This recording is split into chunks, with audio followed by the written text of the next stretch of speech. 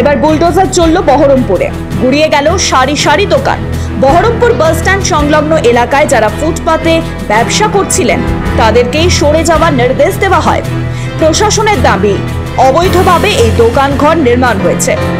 আচমকা এই অভিযানে দিশেহারা হয়ে পড়েন হকাররা। ব্যবসায়ীদের দাবি, অন্য জায়গায় ব্যবসা করার আগে ব্যবসা করে দিক প্রশাসন, কিন্তু তাতে কান দেয়নি পুরসভা। প্রশাসনের দাবি, অবিলম্বে মুক্ত করতে হবে ফুটপাত।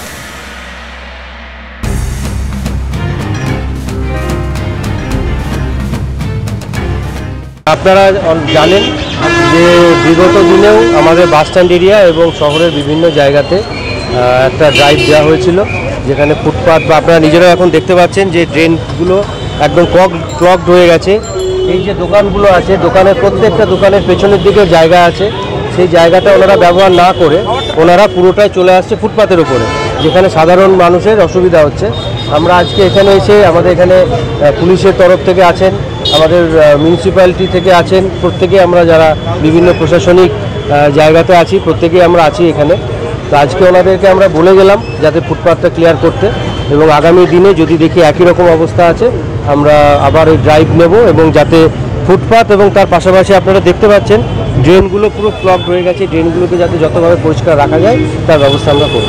দেখা যাচ্ছে বারবার বলার পরেও এই যে ফুটপাথ দখল মুক্ত হচ্ছে না, আমরা আমাদের প্রশাসনিকভাবে আমাদের যা কর্তব্য আছে, আমাদের যা কাজ আছে সেটা আমরা করব, এবং এটা ড্রাইভটা এর আগে বিগত দিনেও হয়েছে, আমরা আবার করছি, ভবিষ্যতেও চলবে। না, এর কি কোনো কঠোর পদক্ষেপ নেওয়া প্রয়োজন রয়েছে? না হলে তো এই অভিযান এই মুক্ত হচ্ছে না, বারবার অভিযান হওয়ার পরে দেখা যাক। আমরা তো আমাদের কাজ করছি, তারপরে তো আমাদের উদ্বোধন কর্তৃপক্ষ আছেন, ওনারা তো নিশ্চয়ই চিন্তা ভাবনা করছেন। দোকানের ব্যাপারটা কি হয়েছে? দোকানের ওটা আমাদের কালেক্টর ল্যান্ডের উপরে দোকান ছিল, ল্যান্ডটা গভর্নমেন্ট ল্যান্ড, তার উপরে উনি দোকান করেছিলেন, এবং পরবর্তীতে আমি শুনলাম বোধহয় ওনার দোকানটা আগেও কিছুদিন আগে এইদিকে ছিল, সেটাও ভেঙে দেওয়া হয়, থানার এই পাশটায় ছিল। তো ওখানে যখন ভেঙে দেওয়া হয় উনি আবার গিয়ে ওখানে দোকান করেছেন। তো ওটা কালেক্টর ল্যান্ড, আমরা ওনাদেরকে নোটিশ করেছিলাম, এবং আমাদের যে আইন আছে আইন মোতাবেক আমরা সমস্ত প্রসিজারটাকে ফলো করে আজকে ওনাদেরকে, মানে আমরা নোটিশ অনেক আগেই করেছিলাম, তো আজকে ওটাকে ভেঙে দেওয়া হয়। মুর্শিদাবাদ জেলার সদর শহর বহরমপুর। এই পৌরসভা দীর্ঘদিন ধরেই দখলে ছিল কংগ্রেসের। বলা ভালো, রাজ চলত অধীর রঞ্জন চৌধুরী। তবে পালাবদল হয় 2022 সালে। সেবারই এই পৌরসভা দখল করে তৃণমূল কংগ্রেস। কংগ্রেসের আর তৃণমূলের মাঝে এখানে অনেকটাই জমি শক্ত করেছে বিজেপি। রাজনৈতিক এই পরিস্থিতির মাঝে এখানে অনেক দিনই জল মাপছিল শাসক দল। এবার বহরমপুর লোকসভা কেন্দ্র জেতার পরই আসরে নামে তৃণমূল কংগ্রেস। জেলায় জেলায় উচ্ছেদ অভিযান শুরুর পরই এই চত্বরও খালি করার উদ্যোগ নেন। ফুটপাতের উপর জবরদখল করে রাখা দোকান ভেঙে গুড়িয়ে দেওয়া হয়।